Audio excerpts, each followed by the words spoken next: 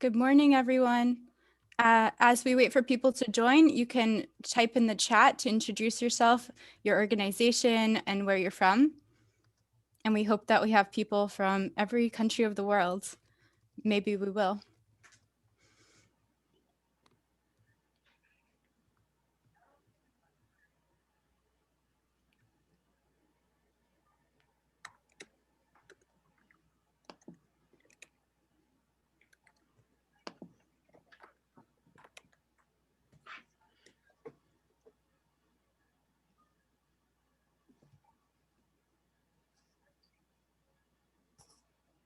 So as people join, we're just introducing ourselves in the chat, who we are and where we're from.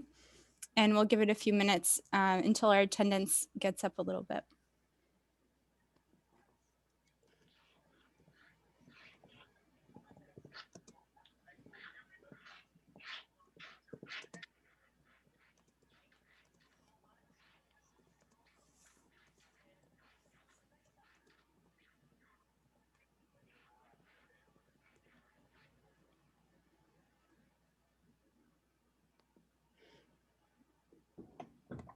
So while we wait for people to join, I'll also point out that we have a Q&A function at the bottom. So if you have questions already or as they come up throughout the panel, please feel free to put those in that Q&A.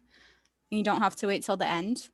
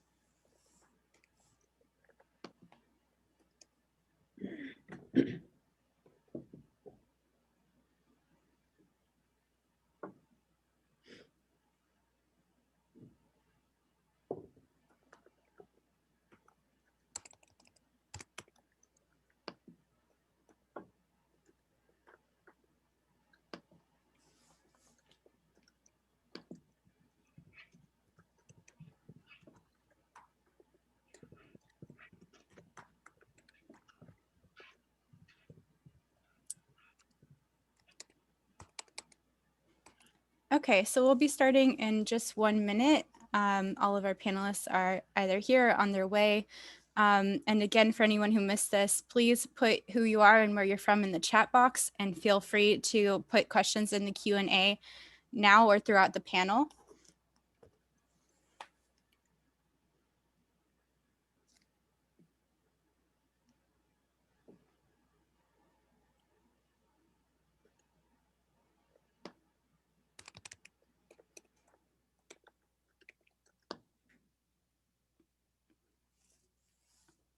Okay, I think we're ready to begin.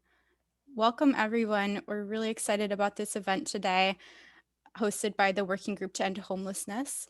We are a coalition of over 30 non-governmental organizations working together to end homelessness in its various manifestations globally. So as your moderator today, I will be helping to introduce panelists and to keep this conversation flowing and to ask questions. So please make sure you're putting any of your questions in the question and answer function at the bottom of your screen. My name is Kieran Taylor, and I'm Unanima International's Research Fellow, and I've also been a member of the Working Group to End Homelessness for almost 3 years now, 3 years next month in March. So I'm really, really honored to be invited to be a moderator today. And I do take a great personal and professional interest in this group that has done so much in just a few years to work to introduce homelessness to the United Nations agenda. And we're very proud to say that even within 2 years, we were able to have a huge impact in bringing homelessness to the United Nations. We did a lot of advocacy to get the Commission for Social Development to set homelessness as a priority theme last year for this 50th session of the Commission for Social Development. And this year in the 59th session, we want to make sure that we are broaching these different themes so that homelessness still stays prevalent to the discussions. So today, that's what we're doing in bringing homelessness and digital technology together in discussion, and also focusing on data, which is a huge, important component of being able to measure homelessness and discuss it accurately. And also an important part of the working group to end homelessness is that we set out to work with member states, and we've had great success in our partnerships. And those successes and those partnerships have also helped us to bring homelessness to the United Nations agenda. It's something that we're still working on, and we do invite people attending today to join us ultimately in the working group to end homelessness. So we will give that email in the chat eventually, and perhaps link our website. I want to say that members of our group have different focuses in terms of their education and advocacy and even direct service to homeless populations.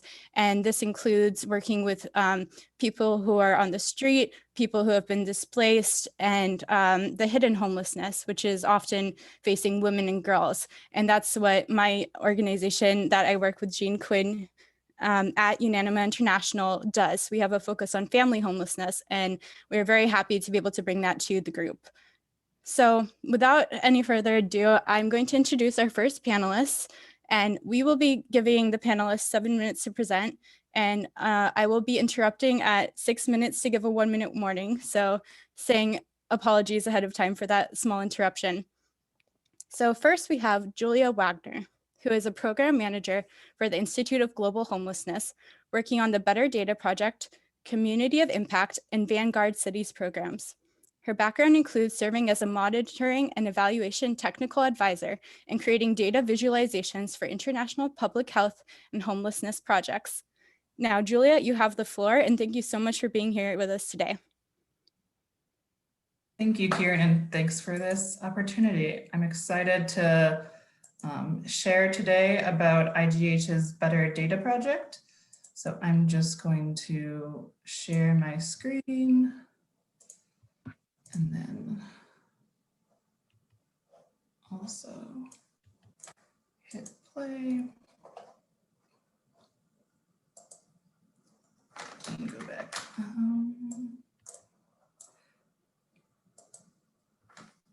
So my presentation is going to focus on IGH's Better Data Project.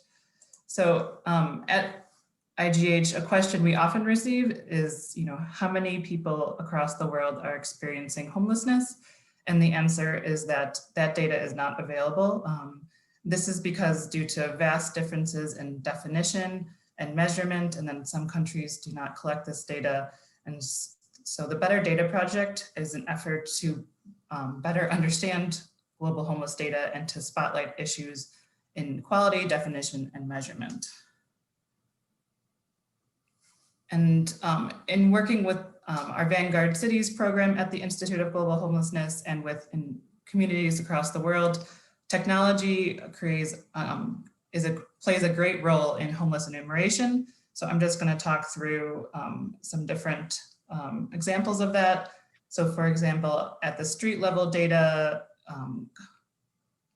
outreach, data collection, and assertive outreach, and also doing assessments to better understand the needs and vulnerabilities of people living on the street, and then also to start the process and entering them into a homeless management information system, which usually comes into play at the city level or the regional level. And then this is where by name lists, so lists of everyone that's experiencing homelessness.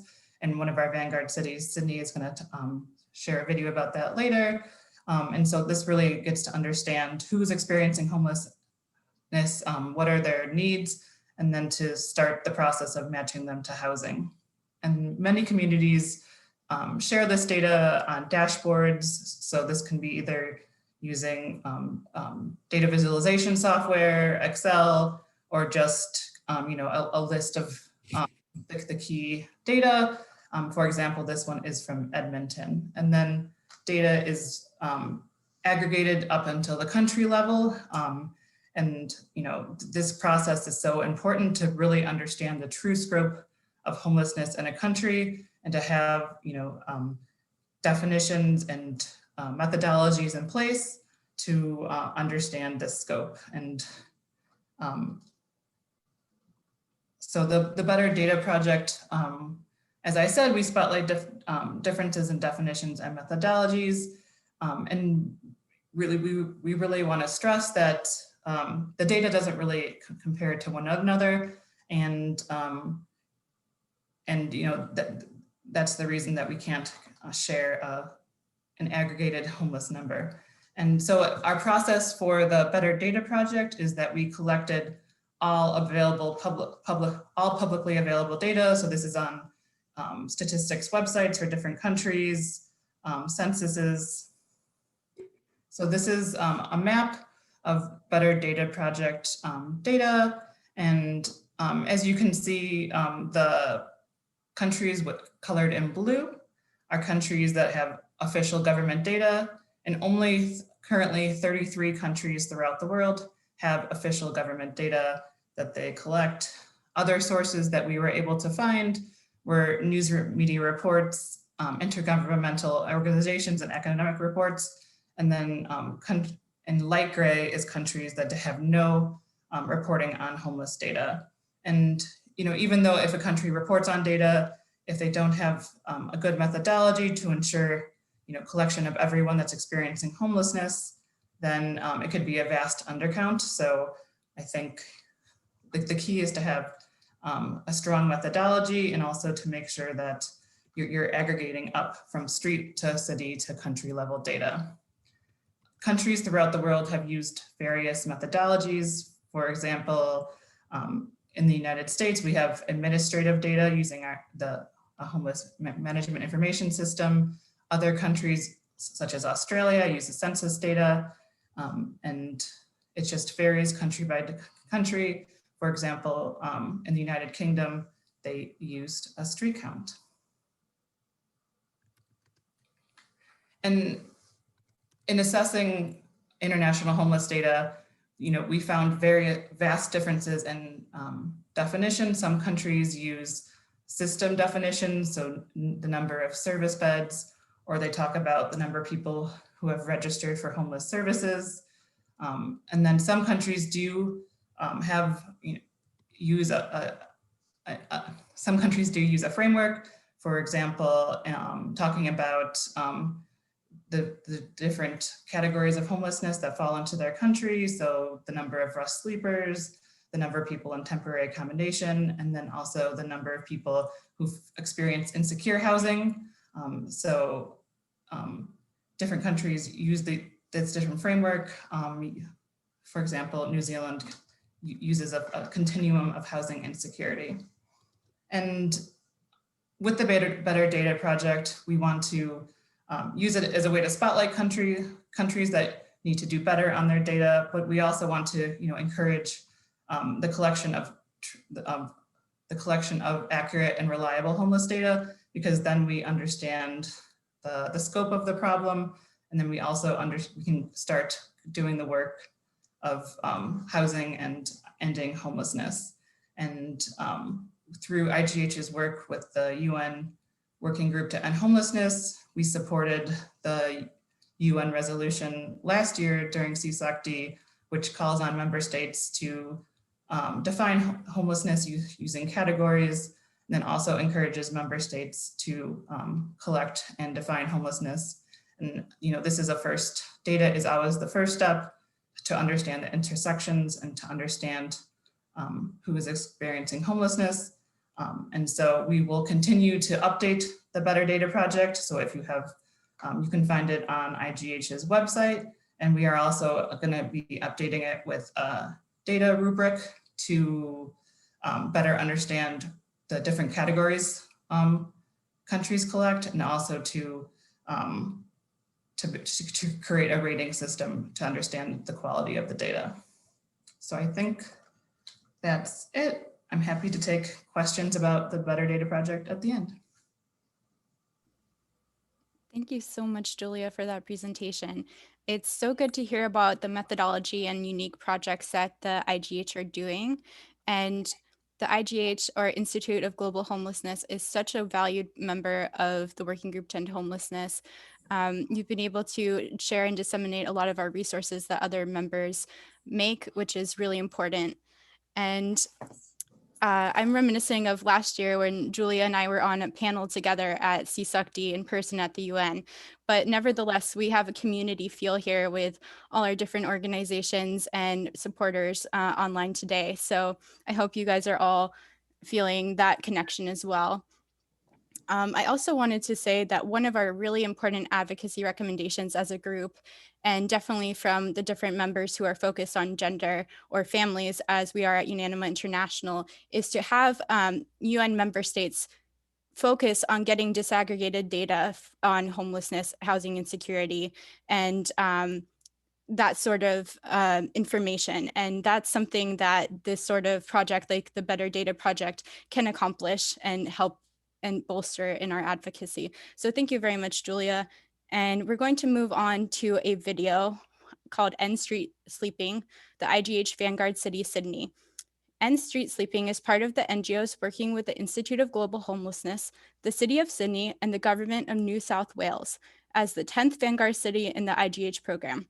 This video features the work of End Street Sleeping and their use of data, as Christine McBride, the CEO of End Street Sleeping, will tell us.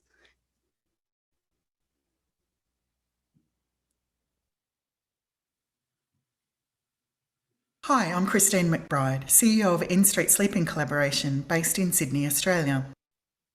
In February 2019, the Premier of our state, New South Wales, along with Dame Louise Casey from the Institute of Global Homelessness and the CEOs of our largest homelessness not-for-profit organisations, signed a joint commitment to ending street sleeping in New South Wales. We're all committed to joining the IGH's Vanguard Cities movement and using its methodology. Our specific target is to halve street sleeping across New South Wales by 2025. New South Wales is the IGH's first Vanguard state. You'd be familiar with the glossy images of Sydney and perhaps New South Wales, but like many communities around the world, we also have a significant population of people sleeping rough in our cities and towns. My organisation, the End Street Sleeping Collaboration, is a not-for-profit established to lead a collaborative effort to deliver on our commitment and reach our target to halve street sleeping. Ending street sleeping across a whole state is quite a daunting task. For those of you who haven't visited us, New South Wales has a population of 8.1 million people, but it's a large state, similar in landmass to Texas, 4 times the size of the UK. Technology is critically important to meeting our goal. New South Wales has 128 local government areas. Our collaboration is, if you like, a collection of many smaller collective impact projects. And so we need to be able to operate at the individual, the local, the district and the statewide level. Sophisticated technology is essential to meet this challenge. Like all movements to end street homelessness, we knew that we needed to start by understanding who is sleeping rough. Using the by name list methodology, an approach proven across the world and recommended by the Institute of Global Homelessness, we will be able to know each person who's sleeping on the street by name. This is critical so we can coordinate resources to provide the right services and supports. We also need to develop an understanding of the systemic issues that drive homelessness, so that we can work to prevent people from becoming homeless in the future. And we need to understand this in real time and at scale across multiple communities.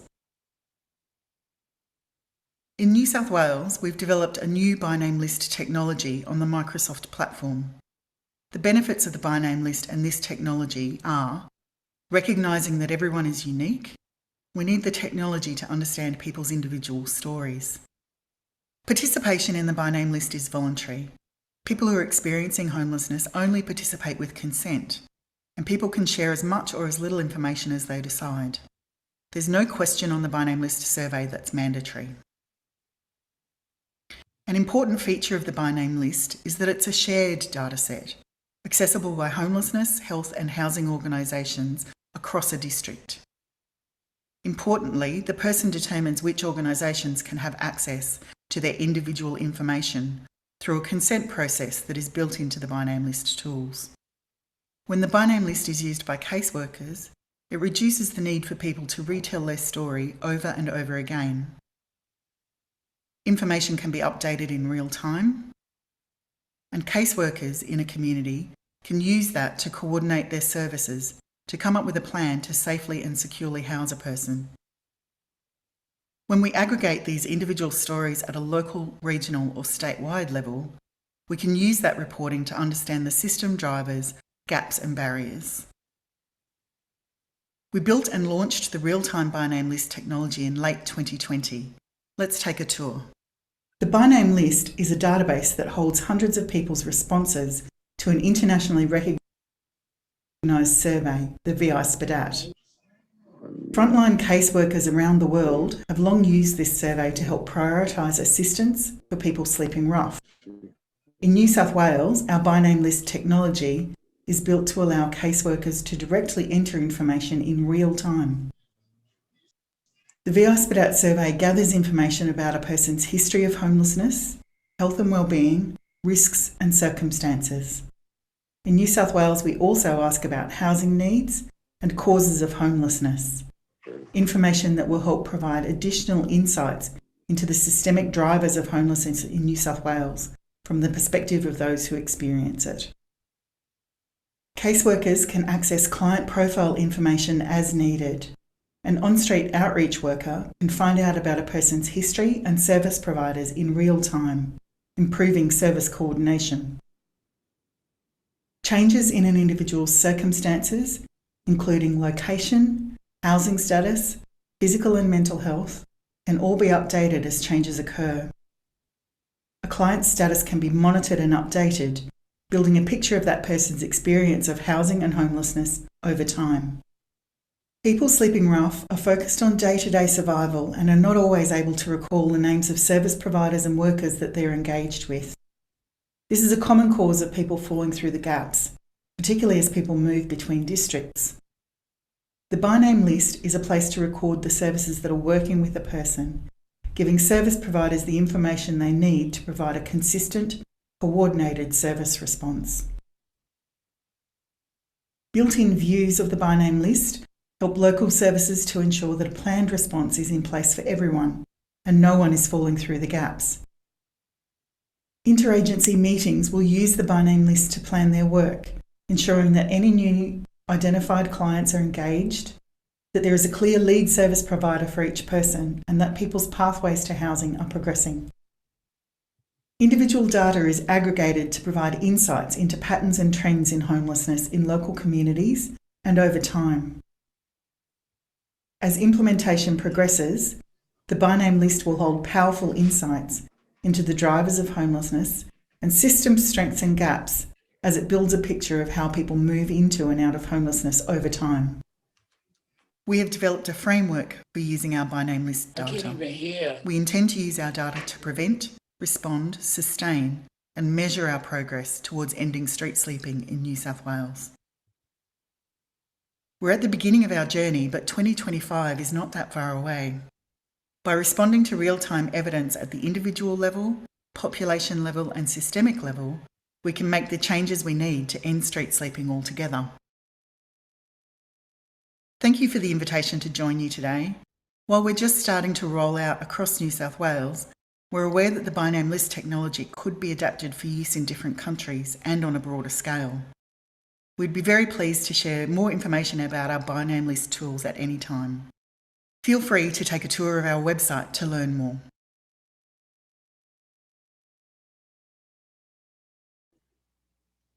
Wow, thank you so much to our partners for sharing that video today.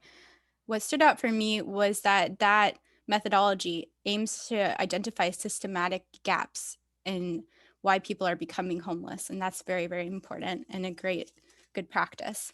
What also stood out is that they identified that looks can be deceiving, especially in cities. I personally grew up near to Washington, D.C., where you can look at one street and it's perfectly pristine, and then on the next one, it's people sleeping on the ground.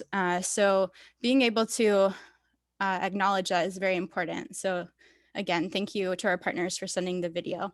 We're going to be moving on to our next panelist, Tracy Murdoch, who is the Director of Housing and Homelessness Services in the Housing Unit for Wood Green Community Services in Toronto, Canada. Their work with the Home Portal focuses on connecting people with resources to housing and services through technology. So thank you very much for being with us here today, Tracy, and you have the floor. Awesome, great. I'm glad to be here. And I'm glad that you guys reached out to me to talk about the Home Portal. So I'm going to give a little brief about what Wood Green does, and then the Home Portal, and then I'll kind of give an overview of Toronto. So Wood Green is one of the largest not-for-profit organizations in actually all of Canada. We currently have close to 2,000 of our own alternative housing units, and all of them are affordable or rent geared to income. We also have a plethora of services that we offer, and we have almost 800 staff that we employ. So we look to work with every component of the city around community services, everything from immigration right down to outreach. I've been with Wood Green for just over 3 years, and we have increased our portfolio exponentially, particularly in our housing unit. We actually have our current goal at Wood Green is to double our housing from 2,000 to 4,000 over the next 5 to 10 years. So the Home Portal was a project with the City of Toronto, and it actually stands for Housing Opportunities and Marketplace Exchange. And Deloitte actually offered us a funding grant in order to create the Home Portal.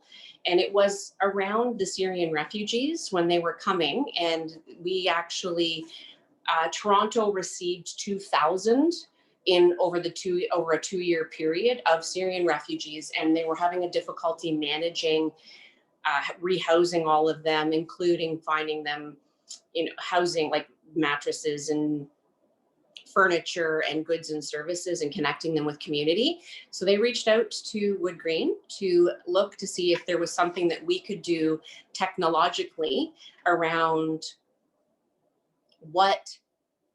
how they could, keep it in-house mostly, but also make sure that everybody got what they needed.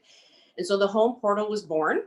And what it is it's a place where you can go and post units and goods and services. So that could include mattresses, it could include furniture, it could include clothing, it could include food, and it could also include services. So moving trucks, and if somebody wanted to post that they're a plumber and they're a good rate, they can post on there.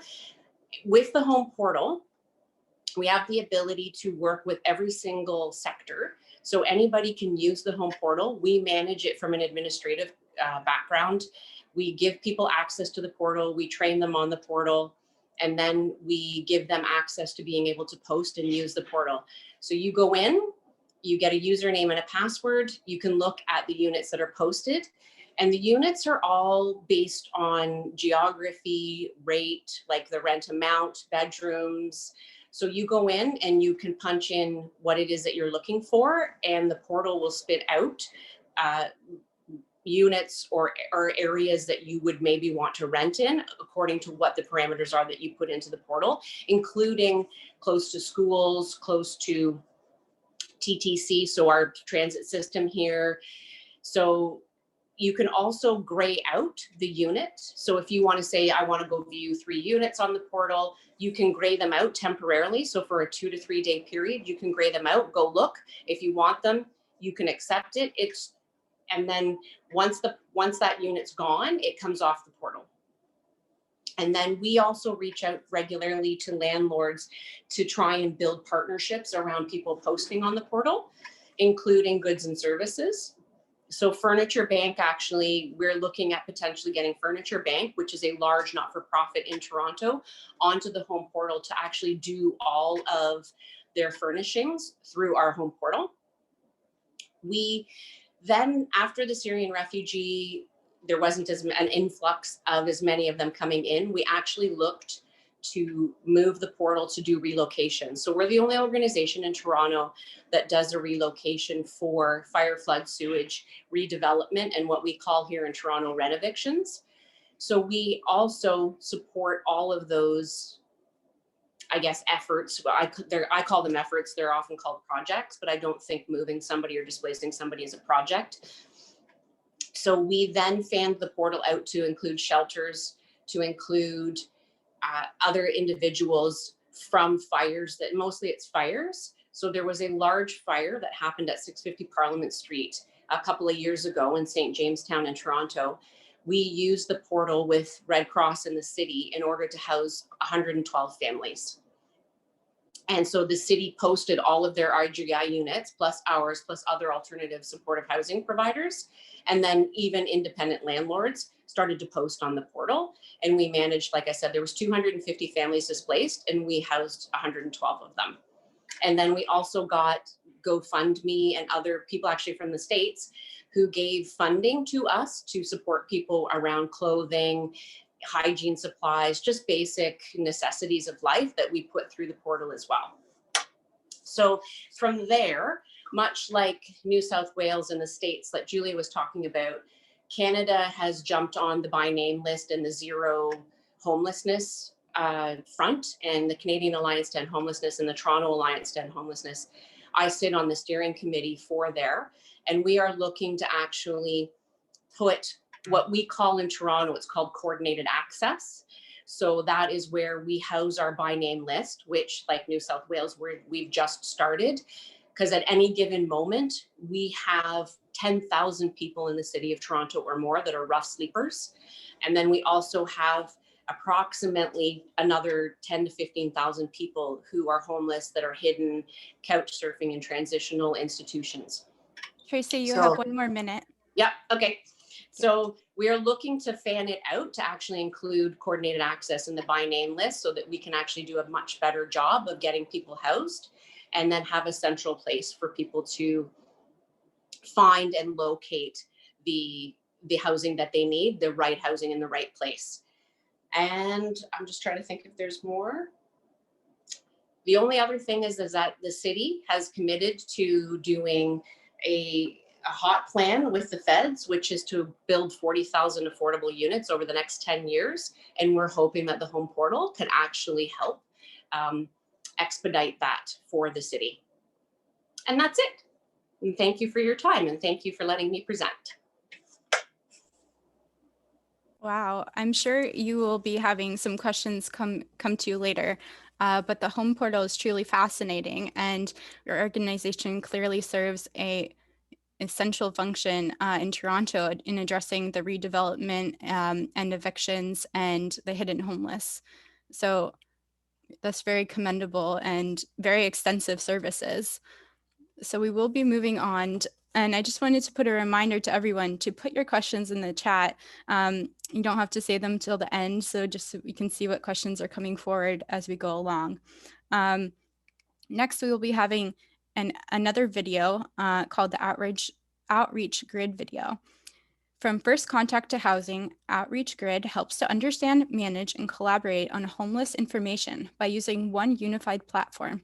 In this video, co-founder and CEO Tiffany Pang explains how Outreach Grid works and the efficiencies and benefits it provides to those in need, as well as those public safety officers and community-based organizations who interact with people experiencing homelessness.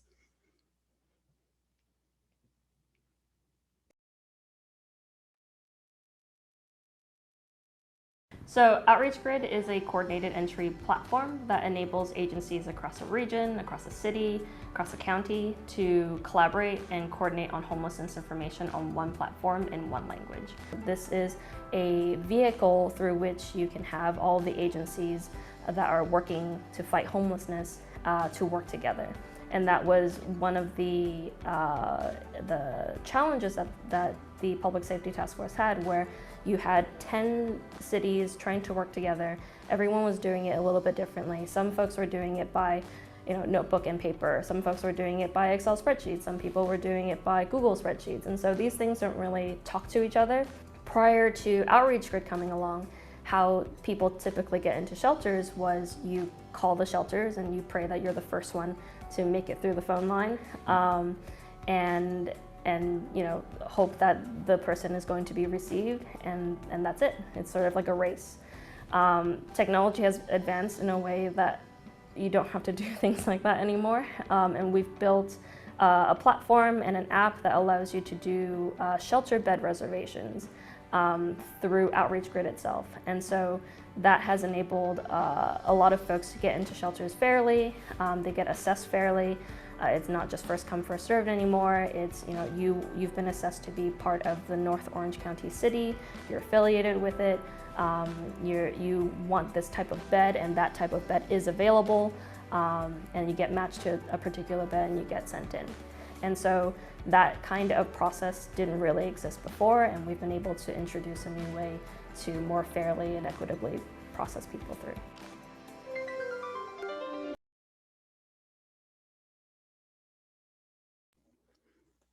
Wow, I found that very interesting. And it's a great innovation to have technology that can help facilitate the right to safe, adequate housing, which should never be a race or a lottery situation.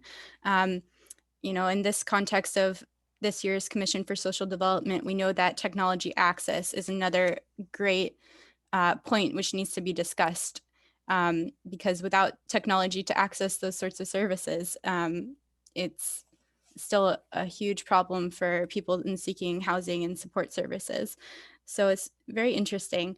And we're going to move on to our next speaker, who is a member of the Working Group to End Homelessness and has spoken at many other UN and working group events. Iris Bailey is originally from North Carolina and currently resides in Far Rockaway, New York. She completed Washington Irving High School in New York, and Iris is passionate about advocacy for persons experiencing homelessness, having experienced homelessness herself. Iris is a 5-year member of Life Experience and Faith Sharing Associates in New York, which is also called LEFSA. As a member of the LEFSA community, as well as in her own individual capacity, Iris has responded to requests from persons experiencing homelessness for help with information about housing resources, food, health issues, and clothing. Iris is further a member of the Working Group to End Homelessness, as aforementioned. Thank you so much for being here, Iris, and it's a delight to hear from you again. Thank you, and I'm glad to be here. Technology, it plays a big role to end homelessness. It's a connection, it's a need, a service, it's a support, and this is the way of most people found in housing. That's the way I found my housing. Technology, it's a critical solution. It's a support, and it provides services for the community of all homeless people. Right now, there's no current app or Wi-Fi in the New York City shelter that would help with housing. And currently, I feel like the system is unconnected, it's confused, it's disorientated, and the networks are no good at all. I say this because for the search of housing, it was designed not for homeless people. It was designed for working people with money, or either if you go online today, they want you to have 3 times the rent money or things. There's nothing specific for the homeless. They do have an app that DHS offers, but it's only offered to the case managers, or either you have a housing specialist. Now, you have to think the housing specialist actually comes in some at 9 and 10. DHS puts this notice out at 12 midnight. So if your case manager comes in at 10, you lost out because other shelters share the same list. So I feel like if we actually had the app ourselves, then we can put in faster for an apartments, because that's the only way DHS puts out their apartments. Now, DHS is Department of Homeless Services. They also don't offer internet service or Wi-Fi. The only way that I received when I was in there, I had to buy a tablet and either go to the library or you catch somebody else's Wi-Fi, and it wasn't good. So most people who are homeless, you actually have a free phone that the government offers you. And the majority of people that are homeless carry that same phone. It only offers a few minutes per month. When you're on the internet, it also uses the minutes, so you're limited right there. Also, they have the only thing that I know that's legit that a homeless person can actually go online is Go Section 8, New York City Port Authority. Then they also have Mitchell-Lama, and those are apartments that the government offer you. Now, I feel for myself that if it was just one special app for the homeless, where you can go there and these are legit apartments and people giving information and landlords can sign on, because actually there's no help like that ever existing. That's why I say our internet, the Wi-Fi and everything, anything they offering is so primitive. That the Department of Homeless have a list, like I mentioned, that comes out. Now, when that list comes out, it's only for general population. They have many communities of homelessness. Now, supportive housing are the ones that have the computers in their facility. If you're general pop, you don't have that access. And supportive is usually, they get their housing through DHS, Department of Homeless Services. General pop have to find their own. So you need Wi-Fi service in every shelter that is general pop. I feel that because it would be helpful and in many ways. Now, also, I just wanted to mention okay, I read that. Now, if shelters don't provide this, I feel like it's truly inhumane, because in this day and time, everything is run by technology. Now, if a certain group of people is put out of that, then they definitely lose out even more, especially with COVID hitting.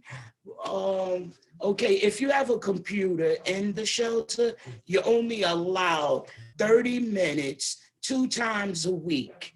And it's 100 to 180 to 200 people using the same computer.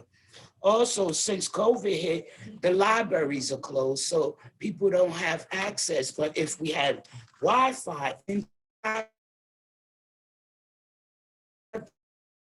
the shelters, we wouldn't have to worry. So I just imagine being or either no device, or no access to the library, no access to a lot of things, then your stay in the shelter would be longer. And I feel like this is a crucial, critical.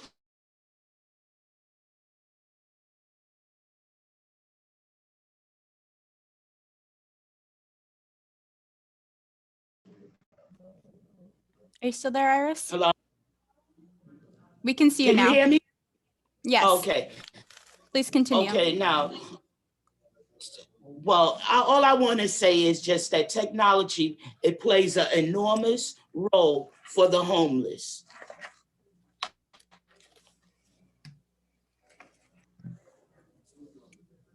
Did you want to say anything else, Iris, or were you done? I was through. I was just explaining how crucial it is for the people there at the shelters.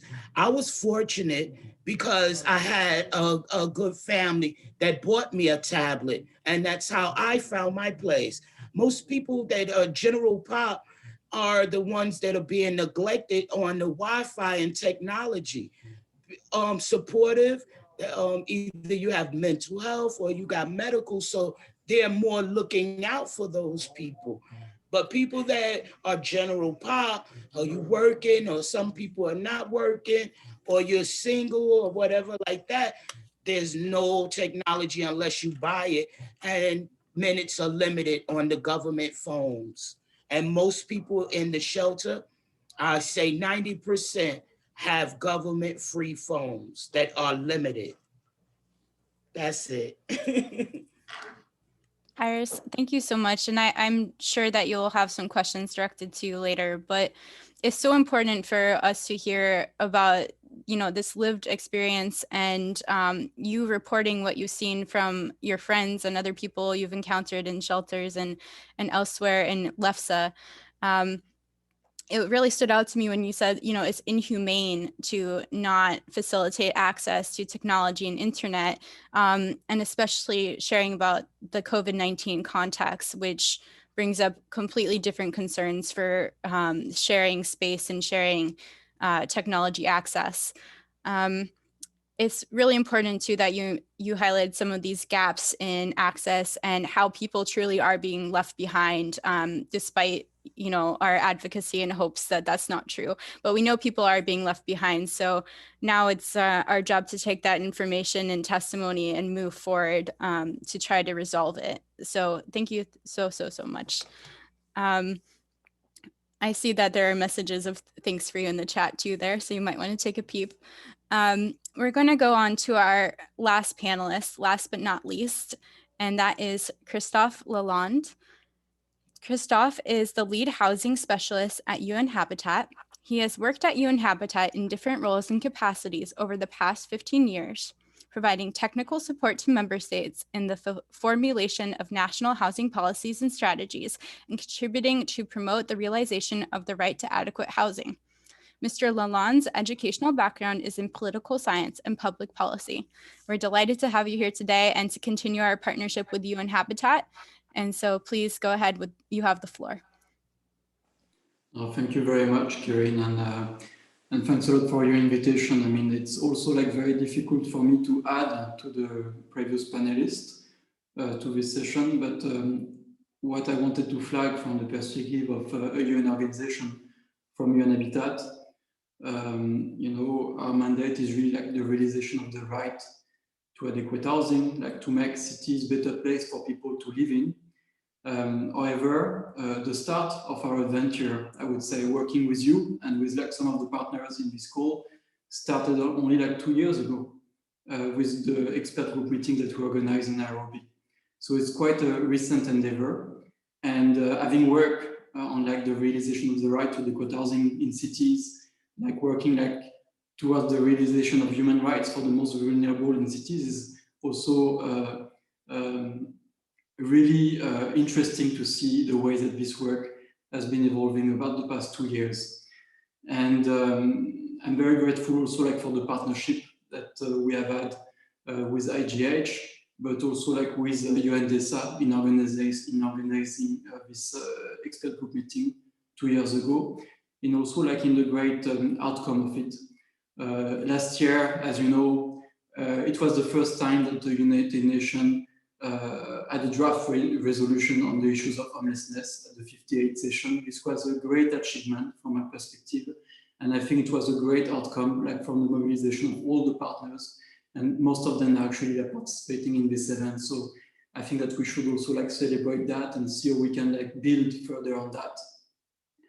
One very interesting point also I wanted to raise, and also in response to the comment made by Iris before, is that when we are defining the right to adequate housing, we are always going really by the rules. It's a right that is very well defined with 7 components. But clearly, and this is something that is coming increasingly through the crisis that we are going through now, access to technology is also coming to be part of this, what we call the basic services. This is really critical for people to feel connected, to be connected to their community and not to be left behind. And I'm very grateful for the thematic of this event because I think it's really bringing something to this discussion. In the resolution that was passed last year, it was also an encouragement for national and local governments to improve access to affordable housing through integrated housing policy and social protection measures. But in doing so, we are also calling to member states for working on disaggregated data. And this is also really important. And this was one of the main outcomes of our discussion 2 years ago in the EGM, to really be able to measure the scope of the problem, to have a definition of homelessness, and to be able to bring data and evidence base to really be able to understand how to address the issue. So reliable data is really key. And I'm very grateful for the joint work that we are doing with some of you in this. I mean, I really want to acknowledge the great effort from IGH on the Better Data project, but I also see the wealth of new initiatives and projects in which we could be associated. This is really key to make an impact and to really be able to inform policy formulation process that is understanding the needs to address these issues of homelessness. So, I mean, I don't want to talk any longer. I think that there are many questions, and I'm very thankful again for your kind invitation, and I look forward to the next steps in working together on this very important issue. Thank you very much. Thank you so much for that short yet concise presentation, and especially in bringing attention to the resolution passed last year, which was really a landmark for all of us working to end homelessness and bring attention to it within the United Nations system, and also for our NGO community. So at this point, we'd like to move to the question and answer session, and I'm sure there's a lot of questions there.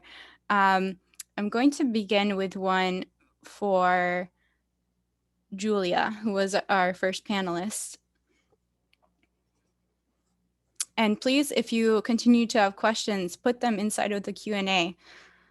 So Julia, what are some regions or countries that you consider to have best practices for data collection and/or use of technology to end homelessness?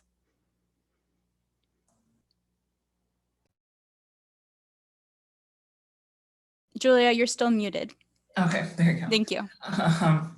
So for that question, I think, no city, country has perfect data, but I think countries that have put, use of technology and use of administrative data to have an accurate number of people living on the street, for example, the use of by name lists, and also making sure that once you're through the process, the most you have access to housing. A lot of the Nordic countries have accurate homeless data. So Finland, Norway, the United Kingdom, especially London, has an excellent homeless database called Chain. And I've gone out on the street in London and seen the use of Chain to, they're able to have to look up and connect people living on the street using assertive case management and street outreach, and also the use of their database. And I think a lot of countries and a lot of cities throughout the world, it just depends on their capacities. The United States, some cities have accurate accurate data, and then they use dashboards and to connect people to services. So I think the important thing is to make sure that your data is being used, your data is intersectional and inclusive. You have disaggregations to really understand the scope of the problem, and then you also make sure that you're collaborating with people that are homeless to really understand how to match your services and how to better collect data. So I think one of the best practices we've seen is using people that are have the lived experience of homeless who are currently homeless to really improve your data practices. Thank you so much, Julia. That was a great answer. And I think for anyone who might be participating who isn't aware of what disaggregated data is, I want to clarify very quickly just what that is. It's data that has been divided into detailed subcategories. So it might be telling you the gender or the age or the demographics of people who are experiencing homelessness. And that is something that's very, very important, as I emphasized before, and especially with working on family homelessness and gender dimensions of homelessness. So thanks again, Julia. Moving on to the next question, we have one for Tracy. Do you have recommendations of how people can start something like the Home Portal in their own local communities with local government and civil society? I do, because we actually have tried to fan it out. We're actually looking at fanning it out across the city around different wards and being able to gather housing numbers, like actually trying to create it into an affordable housing list and then a displacement list. And if you can get even just a little bit of money together to be able to run something very similar, it's a very easy platform. It's almost like a CRM. It's not that difficult. Getting a little bit of a capital, sort of some funding around getting a group of people together to actually just start on it, even working with your region or your city or wherever you're from, whoever is creating even a by name list, which you could start with a by name list, and that could be sort of your creation of it. I don't mind people calling and asking, and I can show them, like we can give them give them usernames and passwords to show how to use the portal, and they can get the information from there. Wow, that's great, Tracy. And I hope that some people will be able to take advantage of that from hearing your presentation today. We now have a question for Iris.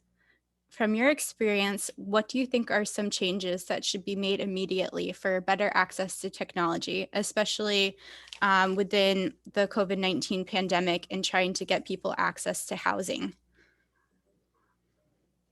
I would say Wi-Fi, because most people, even though those phones, the government phones, if you have Wi-Fi, it still works, and you can still communicate.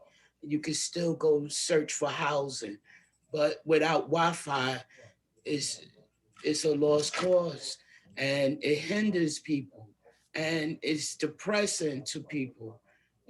So it is something that really, really needs to be done in my apartment. And I had to have an email address. It was a lot to it. And it should be, even if they have Wi-Fi or gain Wi-Fi within the shelter, it should be made easy to click on, maybe one click or something, because you have people that are seniors and you have people that, maybe not see well. It's many things. Thank you, Iris. And I think you've done such a good job in answering in relation to the theme of this panel, which is leaving no one behind. Thinking about making it Yes. easier to click onto Wi-Fi, that's such an important element that I think a lot of us would forget about. So thank you. Let's move on to a question for Christoph. If you're still there, Christoph, what are the next steps to continue to work towards a definition for homelessness at the UN? And what is your advice for partnership between UN agencies and civil society?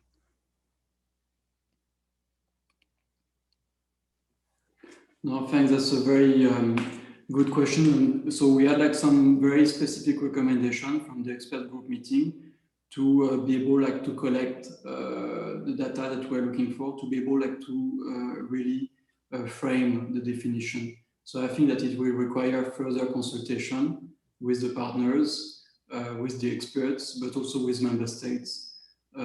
This is really important. But there is already a very good start, so I think it's very promising. What I would also see is that all these efforts that we see in countries, in region, globally and nationally, to collect data for innovation will be extremely helpful to really understand the scope of the issue and what needs to be measured in order to build this definition.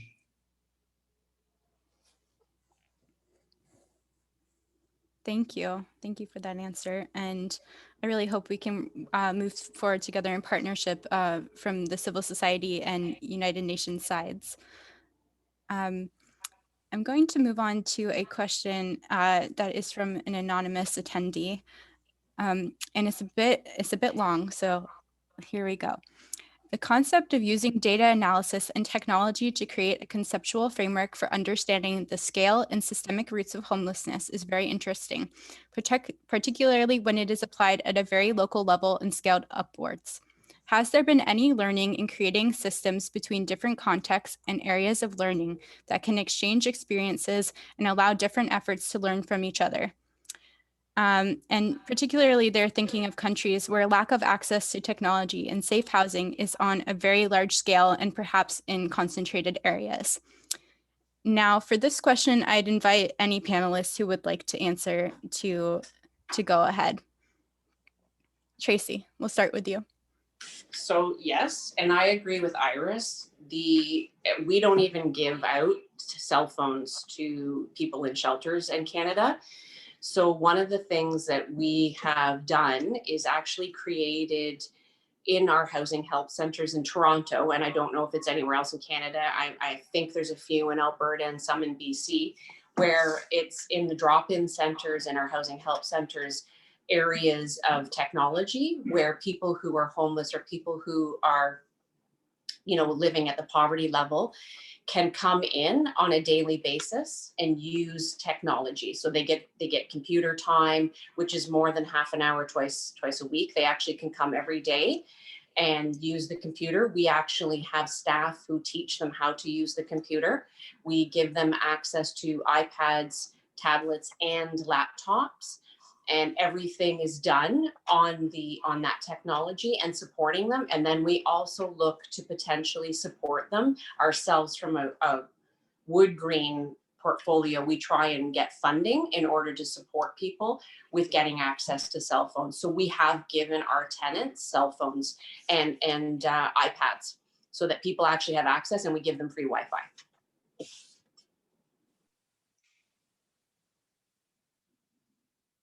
Sorry. Thank you so much. Does any other panelist want to answer that question? Christoph, I see you're unmuted. Sorry, just because I forgot to mute. Now it's I have nothing to add to that. Thank you. That's no problem. Well, if Julia, did you want to say something? Otherwise, I'll move to the next one. Sure. I think the question brought to mind IGH's Vanguard City program, where we work with 13 global cities throughout the world, including Sydney on the call. And the cities really range in context. So one of the cities we work with is Bengaluru, India. And currently they're rolling out a HMIS database throughout their different shelters, and to use technology to really share information and to also increase their knowledge of who's in the shelters. So I think technology can be applied to any, of course, any context. And then part of the Vanguard Cities program is to share learning from each of the cities. We have sharing calls, and we're also, supporting an evaluation of the work in each of the cities. And it will be the first kind of comparative analysis, and that formal evaluation and research will be coming out this summer. So we'll be sharing more information about that later. Thank you, Julia. So I'm going to combine two questions that we've received. So one is, how can we continue to advocate for access to technology to end homelessness? And another one is, how do we encourage our local and broader governments to establish and include internet access as a basic right? So how do we advocate to our governments to end homelessness and make sure that they're meeting the right to safe and adequate housing that is a human right for all people? And I invite whoever wants to answer this one. And I'm sure I would love to hear your opinion, Iris, if you have one.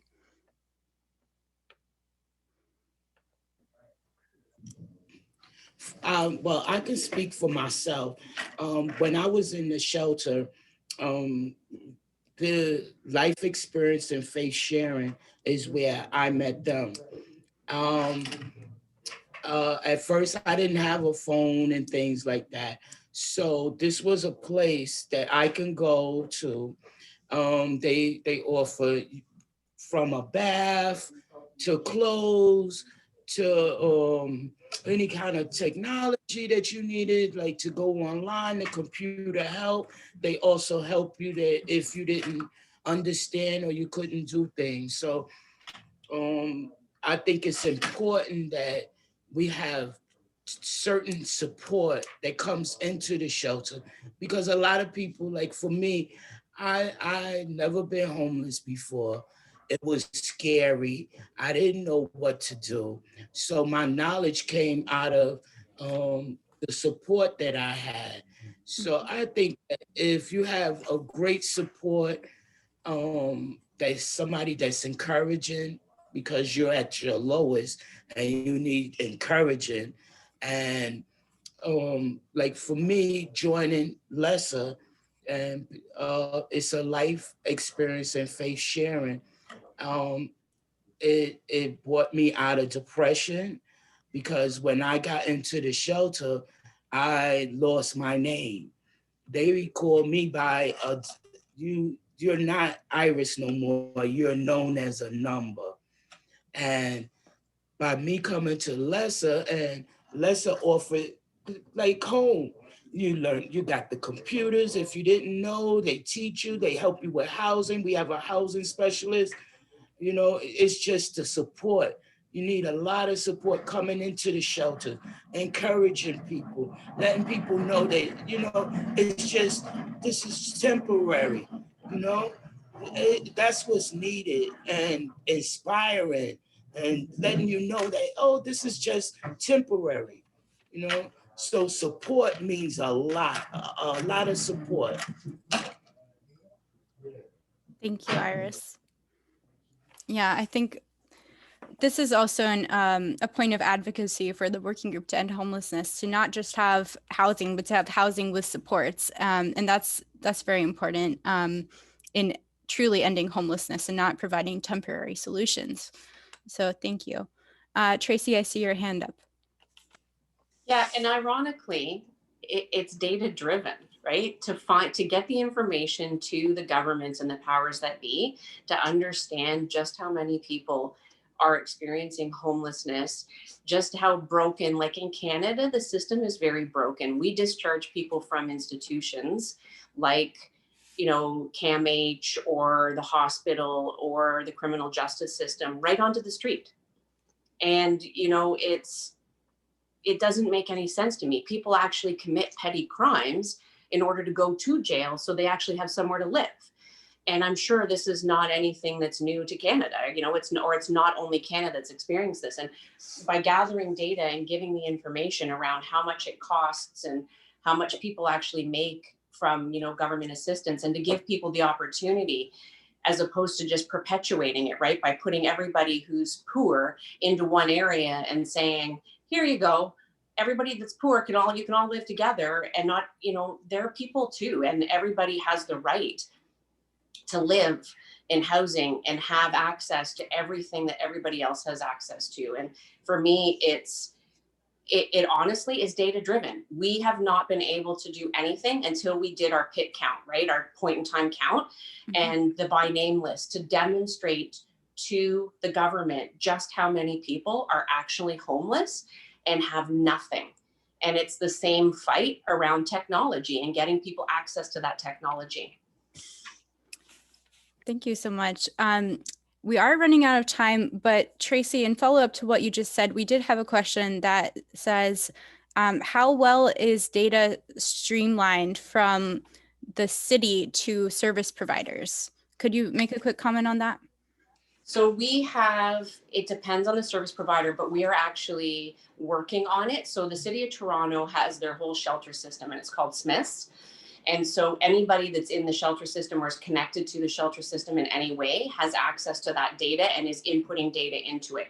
We are actually looking at fanning that out to drop-ins, housing help centers, and all of the people that actually work within the sector or different sectors around homelessness, and people who, you know, may need access to housing or other housing related stuff. So we're working on it. We're not there, but the city has committed to work on it. That's great. I hope that commitment is followed through, and that it's followed by other governments, local and national. We have a question from Teresa Blumenstein. How are various data collection efforts safeguarding against privacy concerns for those experiencing homelessness, especially where there may be concerns about deportation? Is anyone able to answer this one? So we don't, in Canada, you don't have to give your name. You could be just somebody counted. So we do not, it's very similar to the way kind of the police force works here. If somebody is ODing and there's other people that are using or selling, the police show up and support that person. They don't arrest everybody else that's around. And so we do, it doesn't always work. I'm not going to say it's perfect, but what we do is we don't make people give us their name and basic demographic information so that it precludes them from receiving services. Thank you. And interestingly, that is similar to the US Census and some of the details described in the videos we saw today. Julia. Yeah, I just wanted to touch on the privacy. So I know that in the different cities we work with, privacy, and when you enter a person and collect their information, it's a much needed step to make sure that you have privacy agreements. So for many cities that we work in, when you're entered using a standardized assessment, you agree that the person that is experiencing homelessness signs a privacy agreement, and so they get to decide how their data is shared to different partners and how it's used in the system to really protect the rights and the identity of the person. So I think having really understanding of the privacy agreements and having all the partners work on that together to protect the identity of the person experiencing homelessness. Thank you, Julia. Now, this is going to be the last question, and hopefully all panelists can say something short in response. And I'd invite the executive as well if you would like to say something. How can we make sure that true partnerships with people who have experienced homelessness are put at the forefront of technology and data collection efforts?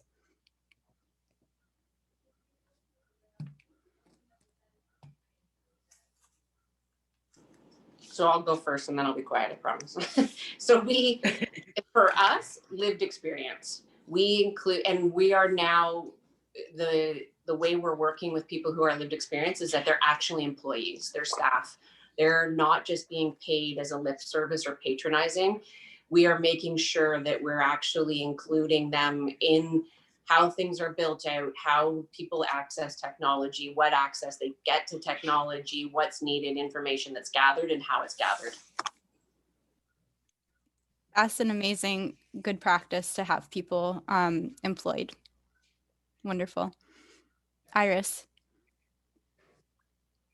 For me, I have a couple of friends that still live in the shelter that I visit all the time. So I actually wrote a letter to DHS that they really need this Wi-Fi. So I'm hoping that they'll do something, but just one person can't do.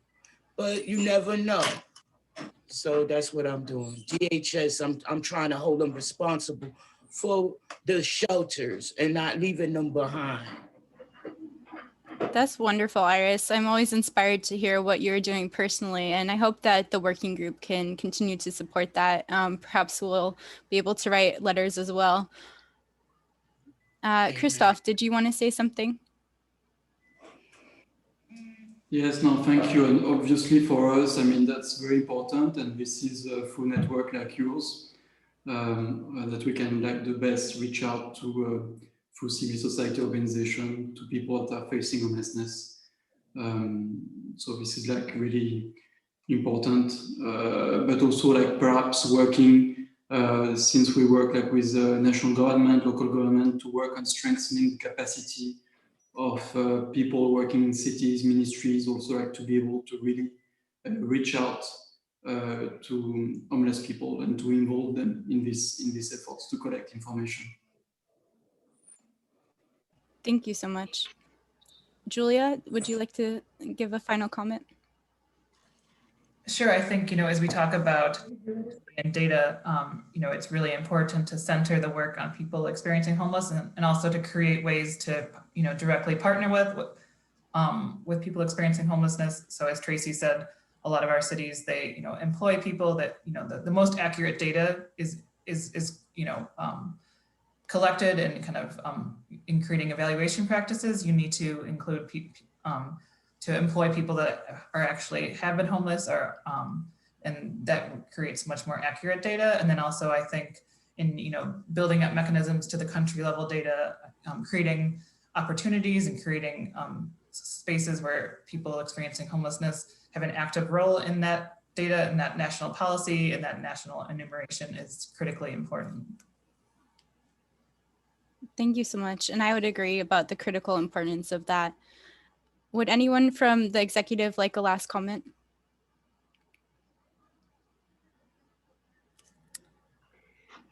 Just to say that it's Jean Quinn, the co-chair with Margaret O'Dwyer of the Working Group to End Homelessness. Data is really important. And I think that everybody has talked about that today. Christophe said a little bit there on the definition. And as you know, we came up at the resolution, we didn't get a definition. And I think some of the reason for that is that there will be a number of definitions needed because we are looking at hidden homelessness and that has its own definition. So we need to look at that. IRIS is very important and other people that IRIS and ourselves know who want to talk about the lived experience of people who have the experience of homelessness. And I think what you talked about very clearly, Iris, was about shelters and hubs. They're not places for people to live, and especially for homeless women and children. And so what we would be looking for that member states and governments look really at affordable supportive housing where people can have access in their own places to internet. So that's really, and thank you. It's been just a great event on behalf of Margaret and myself. Thank you. Jean, thank you so much for your comments. And coming from someone who has been amazing in providing permanent supported housing as well as leading us in our United Nations advocacy, thank you so much. Due to the time, we're 2 minutes over, so I will refrain from summarizing the event. However, I hope that we will have a recording of this made available eventually. The Working Group to End Homelessness is a very special group, and we are doing a lot of work in several different capacities. We have subcommittees, including education, language, and direct action, that are trying to address homelessness at the international level. So we invite you to join us or to check out more information about us, and that is in the chat. I also wanted to say that this panel has been very unique and very important, especially since last year's theme was focused on homelessness and the previous theme of the Commission for Social Development was on social protection floors. And it's very essential that we bring those themes into this year's theme of digital technology and all the various aspects of that, including data and Wi-Fi, which was very much emphasized today. So thank you to all the amazing panelists who really opened our minds today, and to the executive for your support and organization, Spiridula and Joanna for the tech support. And we hope that you guys will join us in the working group after hearing this panel today. So with that, we're going to end. And again, just thank you to everyone for attending, organizing, presenting, and doing essential work to end homelessness.